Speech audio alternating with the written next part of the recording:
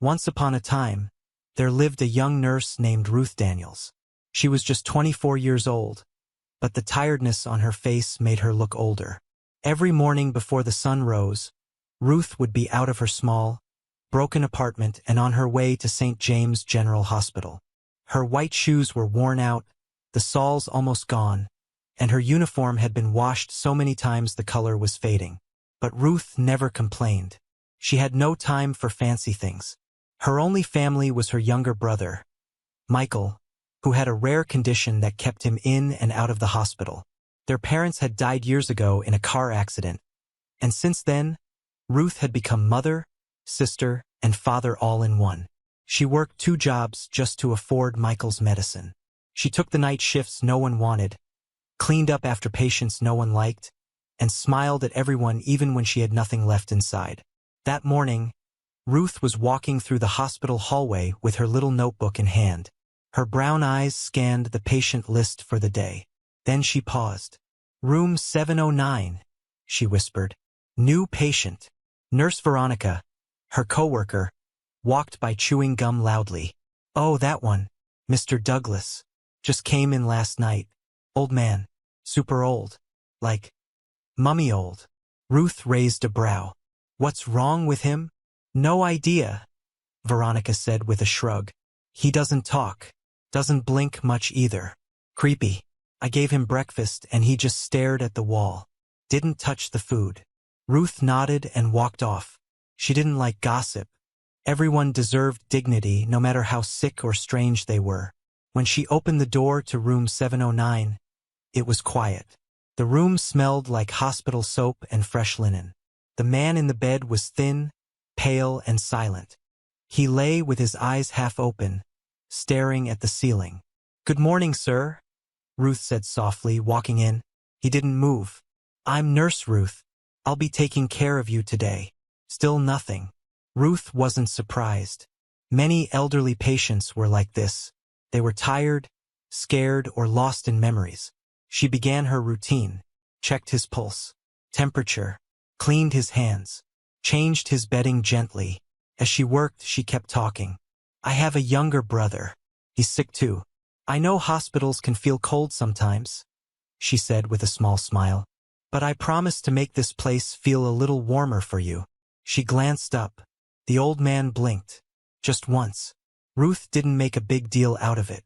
She just kept working, humming softly as she moved around the room. When she brought in lunch, he didn't eat, but his eyes followed her.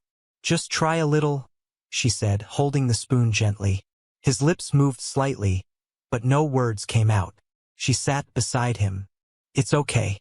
We'll take it slow. One day at a time." By the end of the shift, Ruth was exhausted. Her back ached. Her eyes were heavy. But before she left, she came back to room 709 one more time. "I'll see you tomorrow, Mr. Douglas," she said. This time his lips moved again, very slowly. "Thank you." Ruth froze. Her heart beat a little faster. She looked at him.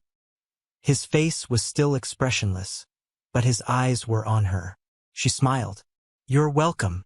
When she got home, Michael was coughing again. She rushed to his side, gave him his medicine, and held him close. "I'm okay," he whispered. "You don't have to pretend for me," she said. "I just want you to get better." That night, Ruth couldn't sleep. Her mind kept going back to that tiny whisper from the old man. "Thank you." She had no idea her life was about to change forever. The next morning, when Ruth arrived at the hospital, something was off. A security guard was waiting at the entrance of the nurse station. "Are you Nurse Ruth Daniels?" he asked. She nodded slowly. "You're needed in the director's office." Immediately, Ruth's stomach dropped. "Why?" "I don't know.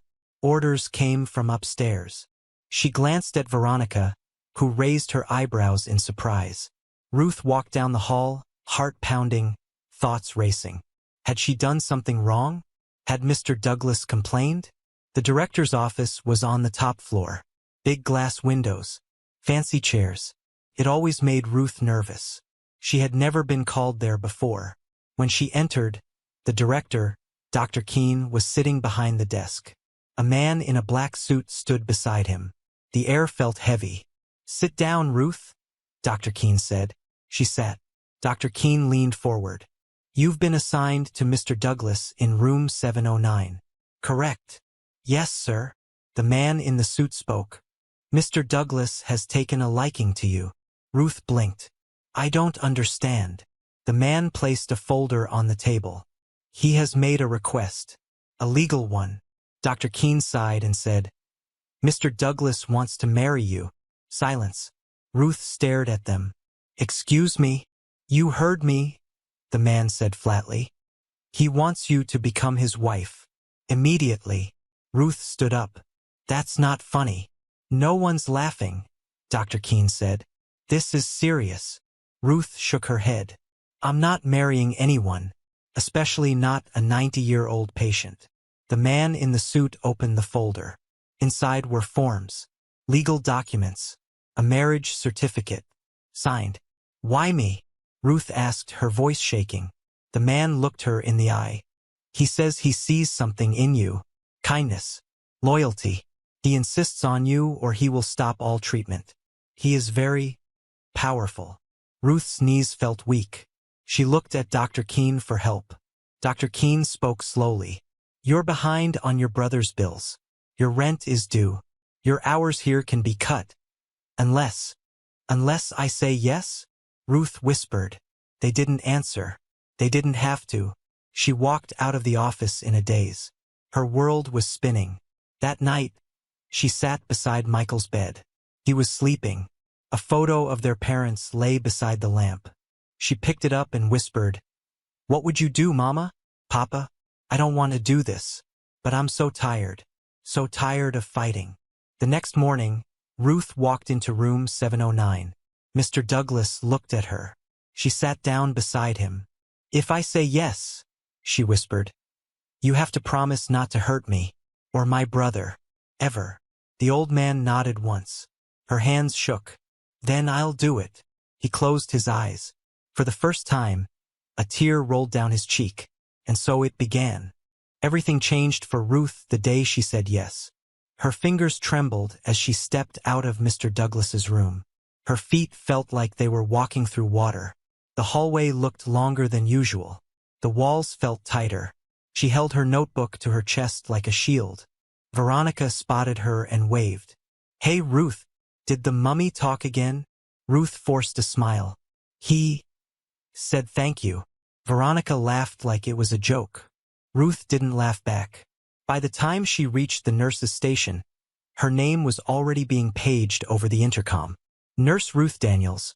Report to the legal office on the 4th floor." She didn't even have time to blink. Everything was moving too fast. She took the elevator alone. Her eyes stared at the numbers going up. 2, 3, 4. But her mind was stuck downstairs with her brother, with the words she had whispered to Mr. Douglas. "If I say yes, you have to promise not to hurt me or my brother." When she stepped into the legal office, the same man in the black suit was already waiting. His name tag now visible, Mr. Holloway, Hospital Legal Advisor. "Miss Daniels," he said, standing as she entered. "Please sit." She sat, but barely. Her knees were weak.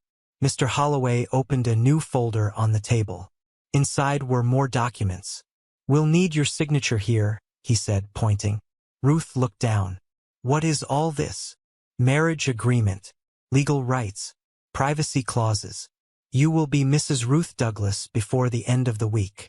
"The end of the week?" she gasped. "That soon?" He didn't blink. "Mr. Douglas's condition is delicate. He wants this handled quickly." She stared at the stack of papers. "Do I get time to think?" she asked. "You've already agreed verbally," Holloway said, calm as ever. "Now it's just paperwork." Ruth looked away. Her eyes burned. "And what happens after?" "You will no longer be his nurse. You will become his wife. You'll be moved into his care wing. You'll no longer work with patients." Ruth looked up sharply. "You're taking away my job?" "No. We're offering you something better," Holloway said. "You'll be financially secure. Your brother's bills will be taken care of. You'll live under Mr. Douglas's roof. That's part of the arrangement." Ruth's heart beat faster. So I have to live with him? Yes. What if I want to leave later? He paused. Then everything ends. Support, housing, everything. The marriage is key. Ruth stood up. So I'm a prisoner? No, Holloway replied coldly. You're a bride. She felt like throwing up. Later that night, she sat at her small kitchen table while Michael slept in the bedroom. She looked at the documents again. Her hands hovered over them. Her name was printed at the bottom. All it needed was ink. Her phone buzzed. It was a text from Dr. Keene. Just sign it, Ruth. You'll never have to struggle again. She stared at the message. Then at the bills scattered across the table. Hospital invoices. Pharmacy receipts. Final warnings from the landlord. She picked up the pen. Her fingers shook. Then she signed. One stroke at a time. And just like that, her life was no longer her own. The next day, everything moved faster. Her shift was reassigned. She no longer had patience. No charts. No duties. Just whispers behind her back. She's marrying him? That old man. She must be crazy or broke. She walked past them without a word. Every word burned in her ears, but she kept walking. When she stepped into room 709, it was empty. The bed was gone. A folded note sat on the table. He's being moved. You will see him again on your wedding day. Ruth sat down in the chair beside the empty space. She didn't know whether to cry or run. By Friday, the day had come. She stood in the hospital chapel, wearing a plain white gown borrowed from a nurse who once had a church wedding. It was too loose at the shoulders, too long at the bottom. But Ruth didn't care. The chapel was mostly empty. A few hospital staff sat in the back, whispering. A priest stood at the front with a Bible in hand. Then the doors opened. Two men wheeled in Mr. Douglas. He was dressed in a gray suit, clean and sharp. His white hair had been combed. His eyes looked straight at her. Ruth's heart skipped. He didn't smile. He didn't speak. But something in his eyes wasn't cold. It was sad. Like he knew this wasn't normal either. The priest began. Dearly beloved, we are gathered here today. Ruth's ears faded out. Her hands trembled as she held the old man's cold fingers. She repeated the vows when they told her to. I do. The ring was small, gold, light. It slipped onto her finger like it belonged there. You may kiss the bride. Everyone froze, but the priest didn't push. He simply nodded. You are now husband and wife. There was no applause, just silence, the kind that filled up her chest like heavy smoke. That night, she was moved into a different part of the hospital. A hidden wing, clean, modern, and almost too quiet. The walls were painted cream. The floor was marble. Welcome, Mrs. Douglas, a tall nurse said with a stiff smile. Ruth said nothing. Her room was large, bigger than her entire apartment. There was a soft bed, a couch, and a desk. On the dresser, fresh flowers sat in a white vase. There was also a door. It led to the adjoining room where Mr. Douglas now lived. She didn't open it. She just stared at it for a long time. Then she lay down and closed her eyes. She didn't cry, not because she wasn't sad, but because she had no more tears left. The next morning, a knock came at the door. It was soft, slow. Ruth opened it. It was Mr. Douglas. Not in a wheelchair, not being pushed. He stood, slowly, carefully, holding the frame of the doorway. Ruth gasped. You're walking. He nodded once. His voice came out dry, quiet. Only for today. She stepped back. Do you want to come in? He looked around, then entered. Every step he took seemed like it cost him something. He sat in the chair near the window. I wanted to say thank you, he said. Ruth swallowed hard. For what? For giving up your freedom. For someone like me. She didn't know what to say. I'm not what I used to be, he said, staring out the window. But I'm still watching, listening. I saw how you treated me when I was silent. You didn't treat me like a burden. That matters. Ruth sat across from him. But why marry me? He turned to her. Because I needed to know if someone like you still existed. Someone who gives without asking, who cares without pretending. Her eyes softened. I did it for my brother. I know, he said. That's why it means even more. They sat in silence. For the first time, it didn't feel awkward. After a while, he stood again. Rest well, Ruth. You've entered a world you don't understand yet. She blinked. What does that mean? He looked over his shoulder. You'll see. Then he walked out, slowly, one step at a time. Ruth stared at the closed door. Her ring felt heavier now. Not because it was gold, but because it was real. Too real. And she had no idea what was waiting on the other side of it. Ruth didn't tell anyone she was leaving. The hospital packed her things quietly. The paperwork was signed in the back office. No one clapped. No one congratulated her. When she walked out of the building, there was no car with flowers. No cheering. Just a black van with tinted windows. The man in the black suit, Mr. Holloway, stood beside the vehicle. Are you ready, Mrs. Douglas? He asked, opening the door for her. Ruth paused. That name still didn't feel real. She nodded once and stepped inside. As the van pulled away from the hospital, she looked back just once. It had been her second home, the place where she had cried, laughed, worked, and grown strong. Now it felt like a past life. Her phone buzzed in her bag. A message from the hospital director. You've made the right choice. Your brother's treatment is fully covered. She read it, then turned off the phone. She didn't want anyone to contact her anymore. This wasn't a normal life anymore. The drive was quiet.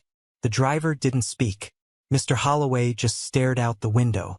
Ruth looked out too. They passed through the city, then past the edges of town, until the buildings turned into trees and the roads became quiet. The sky was gray. The air was heavy. She didn't know where they were going. Where does he live? She asked softly. Mr. Holloway replied without looking at her. The Douglas estate. It's private. She leaned back. I don't know anything about him. You'll learn. That was the only answer she got. When the gates opened, Ruth's breath caught. The mansion stood tall on a hill, with old stones, long windows, and wide doors. It looked like something from a storybook, but with no magic. Felt silent, lonely, too clean. The front door opened as the van stopped. For staff members stood in a line. A woman in black, a butler in a gray vest, a maid with sharp eyes, and a man with a cane. No one smiled. Mr. Holloway stepped out first. Then Ruth. Her white sneakers touched the driveway. Her plain dress fluttered in the breeze. This way, the maid said quickly, without waiting for a reply. Ruth followed. As they stepped through the front door, cold air touched her skin. The walls were lined with paintings. Everything smelled like lemon and dust.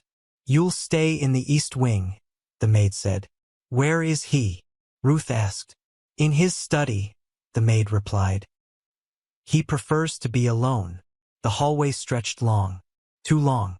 Ruth didn't see any pictures of family. No signs of laughter. Just polished wood and silence. When they reached her room, the door opened to something that looked like a hotel suite. Big bed. Fireplace. A table set with food no one had touched. The maid pointed to the far door. His room is next door. You may knock, but don't expect him to answer. Ruth looked at the door. It was thick, quiet. What happens now? She asked. The maid didn't reply. She walked away and closed the door behind her. That night, Ruth sat alone in her new room. She didn't eat the food. She didn't change clothes. She just sat on the bed, staring at her ring. It still felt like it didn't belong on her hand. Her eyes moved to the other door again. She stood up slowly, walked over, knocked. No sound. She knocked again. Mr. Douglas? She whispered. Still nothing. She turned the knob. Locked. She pressed her forehead to the wood. Are you okay? No reply. She stayed there for a minute longer, then walked back to bed. She lay down and turned away from the door. Her pillow was soft, but her heart was heavy. She didn't cry, but her chest ached in silence. The next morning, Ruth woke up to a knock at her door. She opened it slowly. It was the butler. Breakfast is served in the green room, he said. She nodded. He didn't wait. He walked off. Ruth changed into a simple blouse and pants. Her shoes still made small squeaks on the marble floor as she followed the hallway. The house felt like it watched her. Every painting, every creak in the wood. When she reached the green room, it was beautiful. Sunlight poured through tall windows. The table was long, covered in white cloth, full of silver trays and fresh fruit. But only one chair was taken. Mr. Douglas sat at the head of the table. Ruth paused. He was dressed neatly again, pale hands resting on the table, eyes steady on the cup in front of him. She slowly walked over. He looked up. "You came," he said. "I didn't know if I should," she answered. "You're my wife," he said.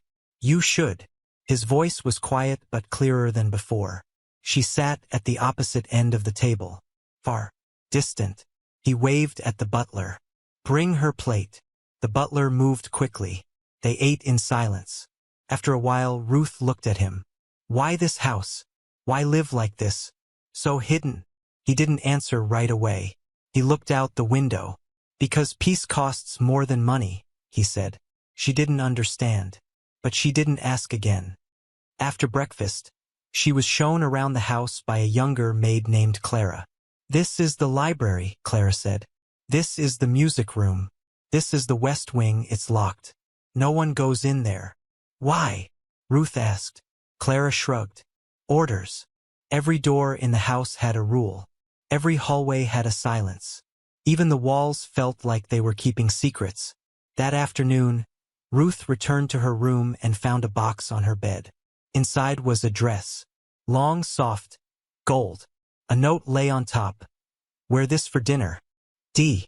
She stared at the dress for a long time. She wasn't used to silk or attention. That evening, she put it on. It clung to her skin differently, like it didn't belong. She walked to the dining room. This time, the lights were lower. Candles flickered. The table was smaller. Only 2 seats. He was already there. She sat. "You look," he paused, "comfortable." She raised an eyebrow. "That's not the word I'd use." He gave the faintest smile. "Do you regret this?" she asked him. He sipped his drink. "Do you?" She didn't answer, but her eyes did. He looked at her gently. "I know I took away your normal life. I didn't want a puppet. I wanted someone real." "Why me?" "Because when I was a ghost, you still saw me." Her throat tightened. She looked away. The food was untouched. But something had changed in the room. He wasn't just the patient anymore. He was a man, watching, thinking. And Ruth knew this story wasn't going to be simple. Not at all. That night, she stood in front of the mirror, brushing her hair. She stared at her own eyes. They looked different, older, sharper. She heard a soft knock on the door. She turned. The second door. His side. The knob turned slowly. He stepped into her room, wearing a long robe, leaning on his cane. "I don't want to sleep alone tonight," he said quietly. Ruth froze. He looked at her with no hint of desire, just tiredness, not of the body, but of life. She stepped aside. He walked in, sat on the edge of her bed. "Just let me stay here," he said. She nodded slowly. He lay down, fully dressed, facing the window. She sat beside him on the chair. Neither spoke, but for the first time, they weren't strangers anymore. They were something else. Not husband and wife, not yet, but 2 people, bound by paper, stuck in silence, sharing the same storm. And neither of them knew where it was going. Not yet, but the storm was moving. And the house, with all its walls and secrets, was ready to show Ruth the truth. One room at a time. Ruth woke up to the sound of soft breathing. She blinked slowly, adjusting to the dim morning light slipping through the curtains. Mr. Douglas was still asleep on the bed beside her, his back to her, his hands folded near his chest. He hadn't moved all night. She sat up, quietly, and watched him for a while. The lines on his face looked softer in the light. His eyes remained closed, peaceful for the first time since they'd met. Something about the way he slept, still and careful, made him look less like a stranger and more like someone human. Fragile even. Ruth got up gently, not wanting to wake him. She walked to the bathroom and splashed cold water on her face. Her reflection in the mirror stared back at her like it didn't recognize her. Hair slightly messy, eyes tired, the gold ring still on her finger. It wasn't a dream. None of it was. She was married to a man she barely knew. A man who whispered heavy words. A man who owned a house full of shadows. Later that morning, Ruth stepped into the hallway. The marble floors felt colder than usual. Her soft steps echoed lightly. The house was quiet. Too quiet. As she moved toward the staircase, she saw Clara dusting the railing. "Good morning," Ruth said. Clara looked up and nodded politely. "Good morning, ma'am." Ruth hesitated. "Where is everyone?" "Most staff arrive later in the day. Only a few of us live here full-time." Ruth frowned. "It's such a big house. Doesn't it get lonely?" Clara gave a soft smile. "It's always been like this." As Ruth turned to leave, she noticed something strange. The West Wing hallway, the one Clara said was always locked, was open. Just a crack. "Clara?" Ruth asked, pointing. "Did someone open that?" Clara turned, and her smile dropped. "That wing is off limits. Please stay away from there." "Why?" "Mr. Douglas's orders." Ruth looked at the door again. It didn't look dangerous. It looked like any other hallway. But Clara's tone was sharp. Not rude. Just serious. "All right," Ruth said. "I was just asking." Clara nodded and returned to dusting. Ruth walked away, but her mind stayed near that door. Something about it didn't sit right with her. Later in the afternoon, Ruth walked into the library. It was her favorite room so far. Warm light from tall windows, walls covered with books, and a soft couch in the corner. She ran her fingers across the spines of the books. Some were old, some newer. She pulled out a small brown book with no title and opened it. Inside were handwritten notes. A man's thoughts, scribbled pages about time, money, loss. She turned another page and stopped. There was a sketch of her. She froze. It was rough, like it had been drawn fast, but it was clearly her face, her eyes, her shape. Underneath it, in faded pencil, were the words, "The only one who didn't flinch." Ruth shut the book. Her chest tightened. She turned toward the door. He was standing there, Mr. Douglas, watching. She held the book tighter. "You drew this?" He nodded once. "I didn't know you could draw." "I don't. Not well. Just enough." She stepped closer. "Why me?" He looked down. "Because you didn't look at me like I was already dead." Ruth didn't speak. She didn't need to. They sat on the couch. Not close. Just beside each other. "You can ask me anything," he said suddenly. She looked at him. "Anything?" He nodded. "Why don't you talk more?" He chuckled softly. "Because most people don't listen." "I do," she said. "I know. That's why you're here." She looked down at her hands. "Why is this house so strange? It keeps secrets. Like me. That West Wing." He didn't let her finish. "It's not ready to be opened," he said firmly. Ruth nodded slowly. "I'm not trying to pry," she whispered. "I just want to understand what I've walked into." He turned to her, his eyes more awake than she'd seen before. "You've walked into a place built on silence. But you bring noise. Soft noise. Kind noise. It scares this house." Ruth blinked. "Then why keep me here?"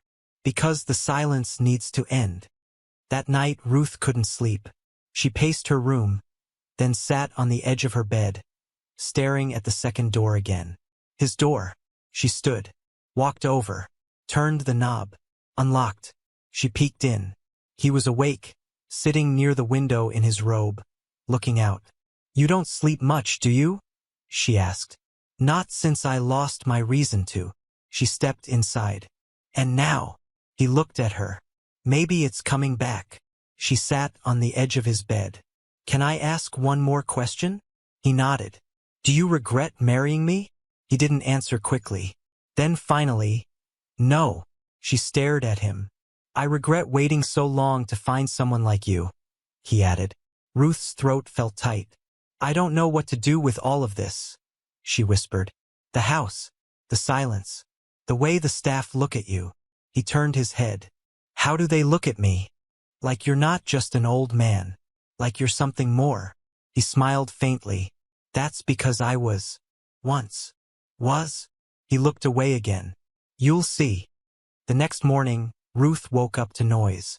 Clanging. Shouting. Something loud down the hall. She rushed out, still in her robe. Staff were running toward the west wing. She followed, heart racing. What's going on? She called.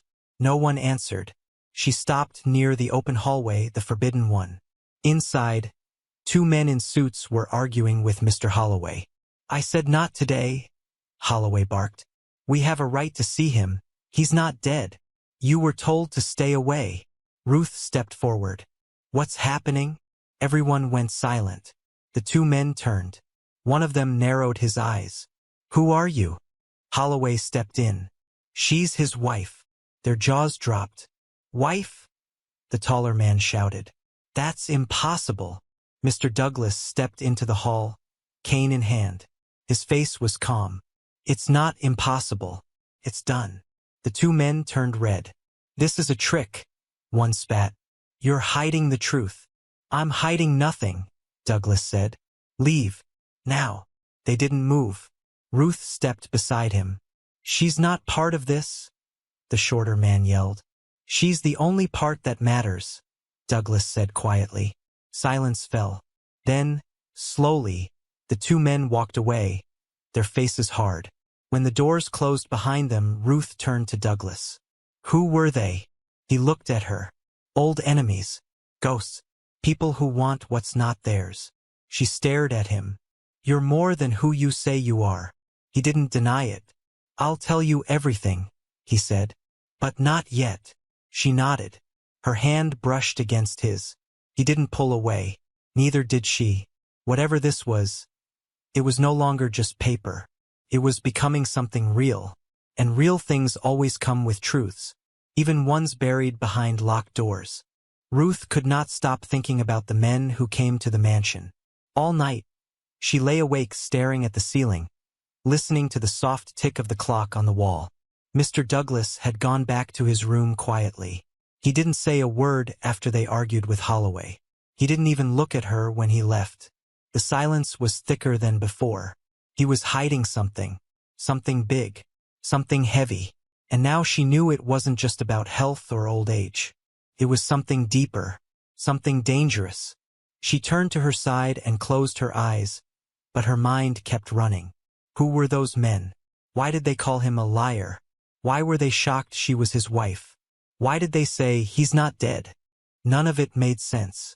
By early morning, she felt even more tired than the night before. A soft knock sounded on her door. She sat up quickly. Come in, she said quietly. Clara stepped inside carrying a tray of breakfast. She placed it on the table near the window, but her hands were shaking slightly. Ruth noticed. Are you all right? Clara hesitated, then nodded too fast.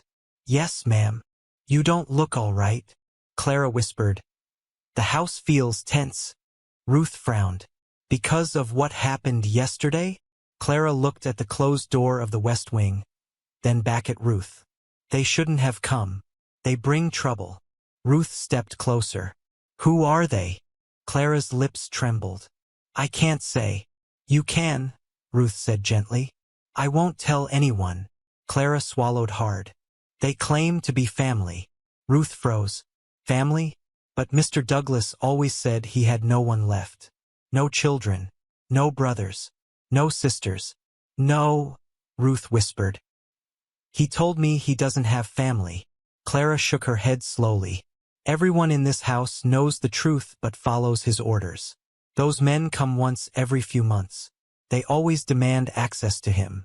They always say they deserve something. They always walk out angry. Ruth's heart thumped loudly. So he lied to me? Clara looked down. You didn't hear that from me. Then she walked out quickly before Ruth could ask more. Ruth stood still for a moment, the tray untouched. She wasn't angry. She wasn't sad. She was confused. Why lie about family? Why hide from them? Why make everyone pretend they don't exist? Ruth stepped into the hallway and made her way to the main staircase. She needed answers. She needed to talk to someone honest. She found the butler in the dining room polishing silver spoons. "Mr. Henry," Ruth said softly. He turned. "Good morning, Mrs. Douglas. Can I ask you something?" He paused, then nodded. "Yes. You've known Mr. Douglas for a long time?" 32 years, he said. Ruth blinked. "That long?" "Yes, ma'am." She stepped closer. "Those men from yesterday, who are they truly?" His jaw tightened. He took a deep breath. "I cannot speak on that." "Please," Ruth whispered. "I'm his wife. I deserve to know something." He put down the spoon. "Mrs. Douglas, this house is built on secrets. Every wall has heard something it cannot repeat." "That's not an answer," Ruth said. He met her eyes. "Because the truth is not mine to give." Ruth felt a mix of frustration and fear growing inside her. "Fine," she said quietly. "Then I'll ask him myself." She rushed up the stairs to Mr. Douglas's room. She knocked hard. "Mr. Douglas?" she called. No answer. "Please open the door. We need to talk." Silence. Ruth's heart pounded. She tried the handle. Unlocked. She pushed the door open and stepped inside. The room was empty. The bed was neatly made. The window was partly open. The air inside felt cold, as if he had left hours ago. She walked around slowly. "Mr. Douglas?" she whispered again. Nothing. Then she noticed something on the nightstand. A small black phone. Not a smartphone, just a simple button phone. The screen was lit. Call had just ended. Ruth picked it up, staring at the screen. A number was displayed, but no name. Before she could think further, the phone started ringing again. She gasped and almost dropped it. She looked at the door, then at the phone again. Slowly, she answered. "Hello?" she said softly. A deep voice replied on the other end. "So, you're the girl." Ruth's hand shook. "Who is this?" "You don't need to know my name," the man said. "What you need to know is that your husband is lying to you." Her throat burned. "Why would he lie?" "Because he's afraid." "Afraid of what?" The man chuckled darkly. "Afraid of us." Ruth stepped back. "Why? What do you people want?" He spoke slowly, calmly. "We want what belongs to us." Ruth held the phone tighter. "I don't understand." "You will," he said. "Soon. Very soon." Then the line went dead. Ruth stood frozen. Her hands were cold. Her feet felt like they weren't touching the floor. She placed the phone down slowly. The room felt even colder now. Something was wrong. Very wrong. She walked toward the window and looked outside. The front gate, usually guarded by one man, now had 4 guards standing with stern faces. The garden, normally empty, had staff walking in pairs as though waiting for something. Something big. Something dangerous. Ruth left the room and headed straight to the study, the one room he always kept closed. She reached the door. It was locked. She knocked hard. "Mr. Douglas, open this door." No answer. She knocked harder. "I talked to someone on your phone. They said you're lying. They said you're afraid of them. Please tell me what's going on." Still nothing. Her chest tightened. She rested her forehead against the door. "I don't like secrets. I don't like being left in the dark. I just want to understand." The door clicked. It opened slightly. Mr. Douglas stood there in his long dark robe, staring at her. His eyes looked older, sadder, more tired than she had ever seen. "Come inside," he said quietly. She stepped in. The room was dark, lit only by a small lamp. Papers were scattered on the desk. Old photographs filled the shelves. Newspaper articles lay open. Ruth slowly walked toward them. Her eyes scanned the headlines. Douglas tech founder disappears. Billionaire gone. Family fights for control. Chairman's secret empire in question. She gasped and covered her mouth. Her hands shook. She turned to him slowly. "You were a tech billionaire?" He nodded once. And you disappeared? Yes. She pointed at the papers. Why? Why would you vanish like that? Why lie to everyone? Why hide? He sat down slowly, gripping his cane. Because the people closest to me tried to destroy me. Ruth's heart dropped. He continued, voice low but sharp. They wanted my company, my money, my power. They thought I wouldn't fight back if I disappeared. Ruth whispered, the men from yesterday? He nodded. They claimed to be your family. They are, he said. But they stopped being family the day they tried to end me. Ruth sat beside him, her breathing shaky. And you've been hiding ever since? Yes. She swallowed hard. Why bring me here? Why marry me? Why pull me into this? He looked at her with eyes full of truth now. Because the only people who survive in a world like mine are people who don't want anything from it. Ruth stared at him. Slowly, she whispered, do they know you're still alive? They suspect it, he said. But they need proof. She remembered the phone call. They said they're coming back. He nodded. Which means we don't have much time. Much time for what? She asked. He looked at her, face hard as stone. For the truth you deserve. She stared back at him, fear crawling slowly up her spine. She finally understood. Her quiet marriage was not quiet at all. Her new life was sitting on a storm, and the storm was coming fast. Whatever truth he was hiding, it wasn't just big. It was dangerous, and now she was part of it. She couldn't escape even if she wanted to. Ruth sat frozen in the study, staring at the papers, her fingers clenched around the edge of the desk. The truth was finally in front of her. Her husband wasn't just a sick old man hiding in a mansion. He was a billionaire who had vanished on purpose. Mr. Douglas sat quietly beside her, his hands folded over his cane, eyes watching the window like he didn't want to see the hurt on her face. She turned to him slowly. Her voice came out soft, but her words were sharp. You lied to me. He nodded once. I did. You said you had no one. You said you were just an old man who wanted peace. I am old, he said, and I do want peace, but I also wanted protection. Protection from your own family? She asked. He looked at her now. Yes. Ruth stood and paced slowly across the study floor. I don't understand. You were rich, powerful. Why fake your death? Why disappear? He leaned back slightly. Because I trusted the wrong people. She paused. What happened? Mr. Douglas took a deep breath. His voice was slower now but steady. 10 years ago, I built a company that changed the world. Douglas Tech. We designed smart systems, built machines, created security networks for banks, hospitals, even governments. Ruth nodded slowly.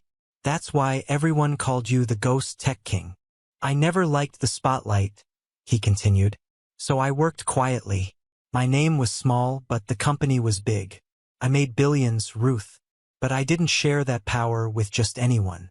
I had partners, family members, nephews, nieces, even an adopted son. I trusted them. I brought them in. He stared straight ahead. But the money changed them. They didn't want to wait. They didn't want to build. They wanted control. Ruth walked back to the desk and sat again, listening closely. They set me up, he said. One day, I was on a flight to attend a board meeting. The jet had a sudden malfunction, but I was not on it. I had sent someone else in my place at the last minute. Her eyes widened. The crash. He nodded. The jet exploded. Everyone thought I was dead. She covered her mouth with her hand. They announced my death the next day. My partners mourned me on the news. My family cried in front of cameras. But within 48 hours, they began moving my shares, breaking contracts, and stealing what I had built. Ruth whispered, They planned the crash? I believe they did, he said. But I have no proof. All I had was a second chance. I took it. I vanished. She looked at the walls of the study again, the books, the files, the layers of secrets. All these years, she said. You stayed hidden in this house. I've moved from place to place, he said. But this house is where I started rebuilding. Rebuilding what? My plan. he said quietly. Ruth leaned forward. And where do I fit into this? He looked at her with softer eyes now. You came into my life by accident. Just a nurse assigned to a dying man. You didn't know who I was. You didn't care about the rumors. You treated me like a person. Ruth shook her head. I was just doing my job. No, he said. You were doing more. You spoke gently. You stayed longer. You smiled when you didn't have to. And you never once looked at me like I was a burden. She lowered her eyes. I started watching you, he continued. At first, just to understand you. But the more I saw, the more I realized you were different. You reminded me of someone. Who? She asked. My late wife. Ruth blinked. She died young, he said. Cancer.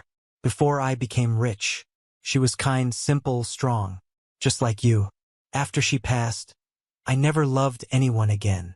He leaned forward now. But you brought back something I thought I had buried. Ruth felt a tight pull in her chest. So you decided to marry me? Yes, he said. Because I knew my enemies would come back. And I needed someone beside me who wasn't bought. Someone real. Someone who wouldn't betray me. She stood again, this time slower. You could have told me the truth. I was afraid you'd walk away. I still might, she said. He didn't flinch. I wouldn't stop you, he replied. They stared at each other for a long moment. Finally, she asked, why now? Why tell me everything today? Because they're coming again, he said. And they're coming fast. The moment they confirm I'm alive, everything will break open. The media, the courts, the company, my life. Ruth crossed her arms. And you expect me to help you? I expect nothing, he said calmly. I only hope. She looked at the old man again. No longer just her patient, no longer just her husband, but a man who had carried pain for years behind locked doors and guarded rooms. She sat back down. What do you want from me? She asked. I want you to decide, he said. Decide what? If you want to leave, I'll give you enough money to disappear. You'll never struggle again. Your brother will live a better life. I'll protect you from everything. Ruth stared at him. And if I stay? He breathed in deeply. Then we stand together, he said. We fight this war. We go public. You'll take my name. You'll become part of the company. You'll inherit everything if I fall. Ruth blinked. You'd give me everything? I have no one else I trust. Her hands shook slightly on her lap. I don't know how to run a company, she said. I'll teach you, he replied. Every step, every document, every lie they built, I'll show you how to break it. She looked down at her ring. It had always felt like a mistake. Now it felt like a key, a heavy one. She looked up at him again. Why do I feel like this is more than business? He gave a faint smile. Because it is. Ruth stood again and walked slowly to the window. Outside, the wind shook the trees. The guards were still by the gate. Something in the air felt like it was holding its breath. She turned to him. I need time to think, she said. You have it, he replied.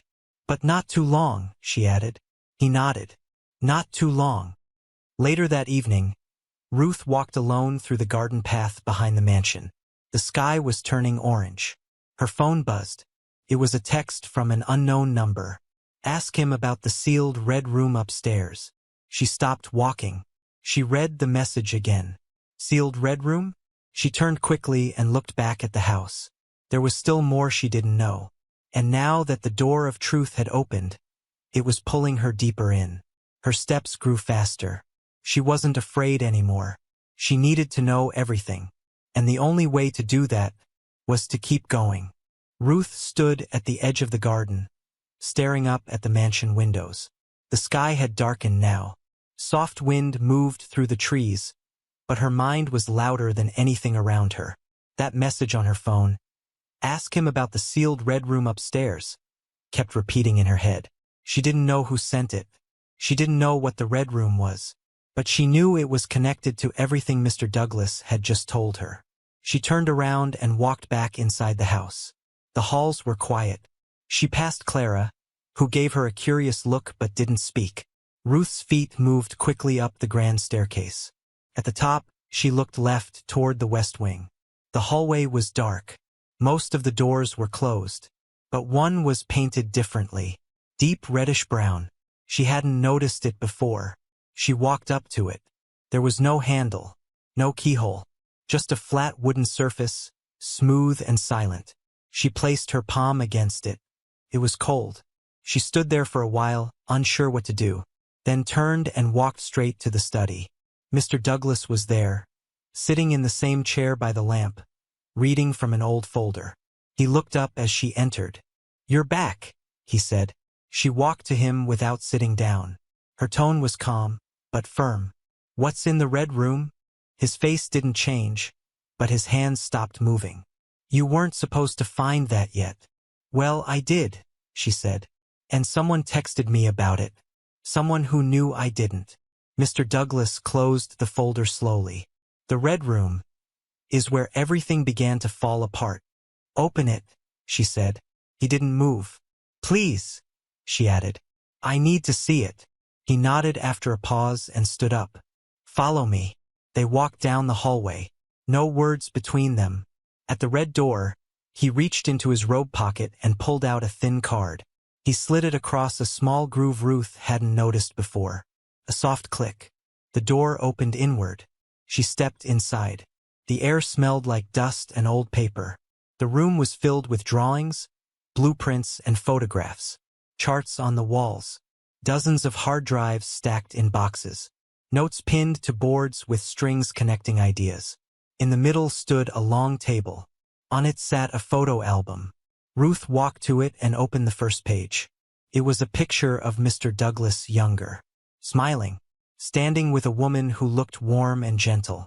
"My wife," he said softly behind her. "Before the cancer." Page by page, she saw the life he had lost. The growth of the company, the birth of the empire, the meetings, the press photos, the sharp rise of everything. Then the shift. Angry emails, newspaper clippings, signed betrayal papers. "That's my adopted son," Mr. Douglas said, pointing to a man in one photo. "He called me father for 10 years, but he was the first to stab me in the back." Ruth closed the album. Her voice cracked. "I'm sorry," Mr. Douglas sighed. "This room is my memory. I come here when I want to remember who I was, and who I can never be again." Ruth turned to him. "You're still that man. You're just hidden under too much pain." He looked at her. "You really believe that?" he asked. She nodded. "I do." He stepped closer. "Then help me come back." She looked into his eyes. "How?" "Stand beside me," he said. "Let me teach you. Let me show you the world I built. Not just the one they tried to steal. I need someone strong at my side. Someone who sees me clearly. Someone who doesn't want the money or the name. I only want the truth," she said. "Then we start tomorrow," he replied. "No more secrets." The next morning, Ruth woke up with a new kind of energy in her chest. She dressed quickly and walked to the study. Mr. Douglas was already waiting, a pile of books and papers on the desk. "Today," he said, "we begin with the structure. These are the companies still running under my name from the shadows." He showed her everything. Security firms, data centers, technology patents, investments in banks and schools and hospitals. "I kept them alive," he said, "with loyal people." Ruth looked through the files. "This is a whole kingdom."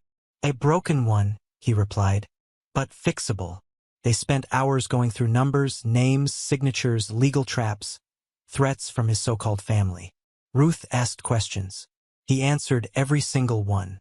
Around noon, she paused and smiled. "You're a good teacher," he chuckled. "And you're a fast learner." In the afternoon, he brought out a folder labeled Air Protocol. "What's this?" she asked. He opened it. "It's the legal plan for transfer of power. You're listed here now. You're the only name." Her heart skipped. "That's a big risk." He nodded. "But the right one." Later, they shared tea in the green room. Ruth leaned back and looked at him. "You don't seem afraid anymore." "I was afraid of dying alone," he said. "But not anymore." She smiled. Then the maid Clara entered with a tablet. "Sir," she said, looking uneasy, "you should see this." Mr. Douglas took the tablet. Ruth walked over and stood behind him. It was a news article. Young nurse secretly marries billionaire tech founder rumored dead, with their wedding photo. Blurry but clear enough. Ruth's hand flew to her mouth. "How?" Mr. Douglas narrowed his eyes. "They leaked it. They want attention. They want war." "What do we do?" Ruth asked. He looked at her. "Stand up straight," he said. He tapped the table. "Let the world come knocking."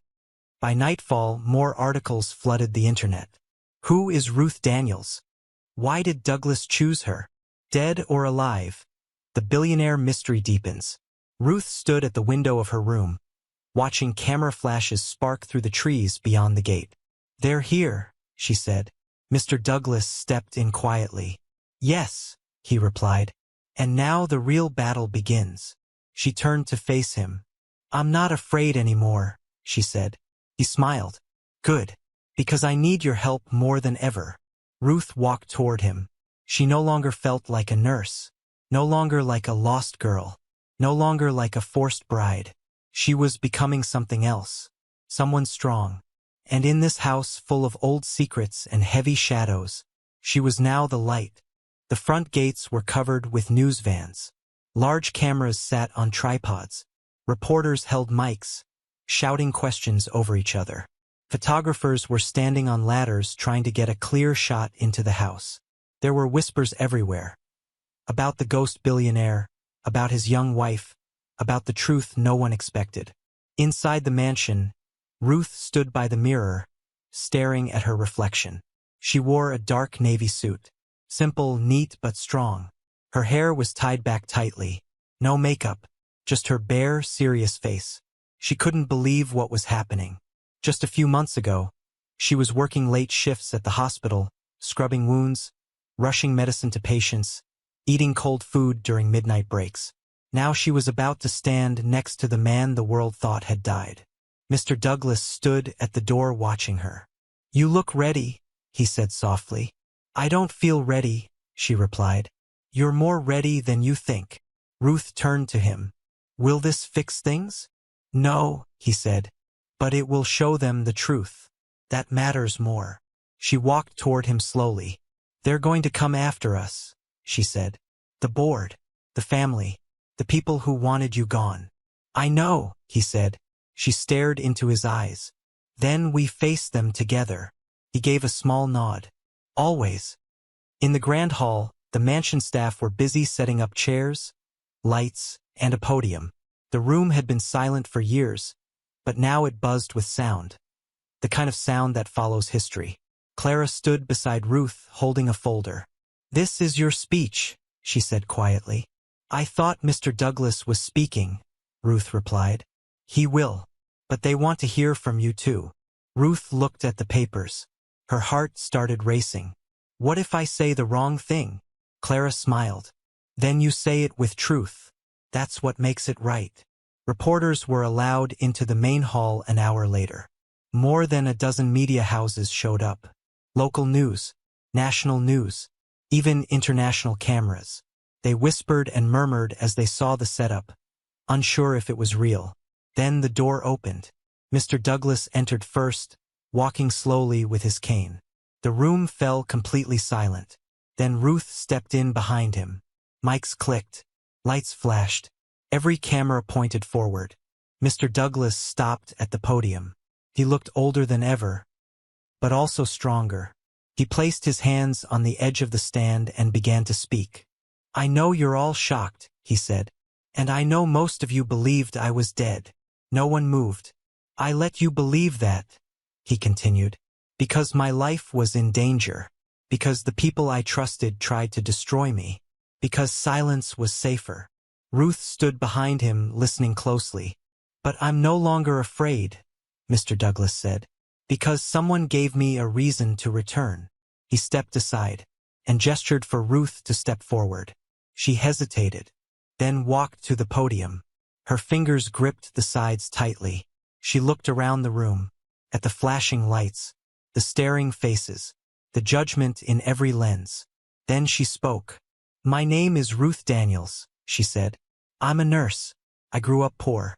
I worked in hospitals where gloves were reused, where patients shared beds, where I stayed up every night trying to save my younger brother's life." Her voice shook.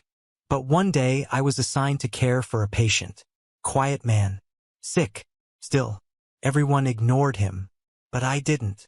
She looked at Mr. Douglas. He wasn't just a patient. He was a person. And what I didn't know was that he was also someone the world had forgotten. On purpose. A few gasps moved through the room. "He trusted me when he didn't trust anyone else," she continued. "He asked me to marry him, and I said yes because I needed help. But somewhere along the way I found more than help. I found truth. I found history. And I found a man who had been broken by people he once called family." She held her head high. "He isn't just my husband. He's my partner. And today, we're here to tell you the truth." Mr. Douglas stepped beside her again. He pulled out a sealed envelope. "These," he said, "are the original documents showing how my shares were stolen.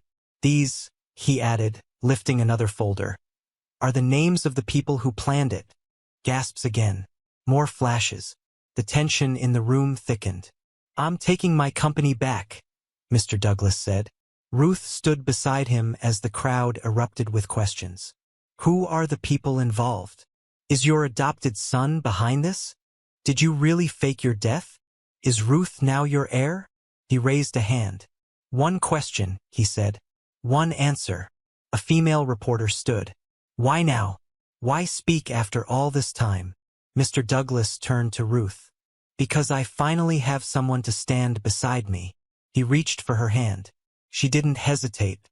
She held it tightly, and they stood there, together, as the room exploded with more questions. More noise, more flash. But Ruth wasn't afraid anymore. She had walked through fear already, and she had come out stronger. That night, the news went viral.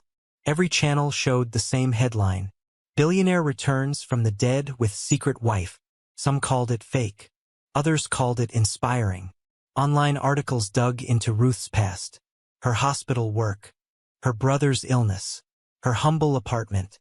"She's real," some said. "She's after his money," others argued. But no matter what they said, the world was watching now. And Ruth was no longer invisible. She was the woman beside the man who refused to stay silent. 2 days later, they received court documents. The old board of directors was suing. They wanted to freeze Mr. Douglas' assets. They claimed Ruth manipulated him. They said his mental state was weak. Mr. Douglas handed the papers to her. "Expected this," he said. Ruth read through them slowly. "Do we fight?" she asked. "We stand," he said. The next week was filled with lawyers, cameras, reporters calling, former staff trying to reach them, fake friends reappearing, and even threats sent by email. But Mr. Douglas stayed calm. Ruth never left his side. At night, he taught her the deeper parts of the company. How to sign documents, how to read contracts, how to deal with power. "You'll need this," he said, "sooner than you think." On the 4th night, Ruth got another message from the unknown number. "They're planning to strike from inside." She showed it to Mr. Douglas. He stared at it long, then called Holloway, the legal advisor. "Start auditing every internal account," he said, "especially the ones tied to the company trust." The next day, they found it. One of the board members was trying to transfer a massive chunk of shares. He had faked a signature, claimed Mr. Douglas was unwell. They exposed him publicly. The court froze his assets. The tide was turning. On the 7th night, Ruth sat outside with Mr. Douglas under the stars. The garden was quiet. The air was calm. "I never asked for any of this," she said softly. "I know, but I'm not sorry anymore." He smiled at her. "You've become more than I ever expected," he said. She looked at him. "So have you." He held her hand. "What if I don't make it?" he asked. "What if my body gives out before this war is over?" "Then I'll finish it," she replied. He nodded. "You're the daughter I never had." She leaned against his shoulder. "And you're the reason I'll never run again," she said. They sat like that for a long time.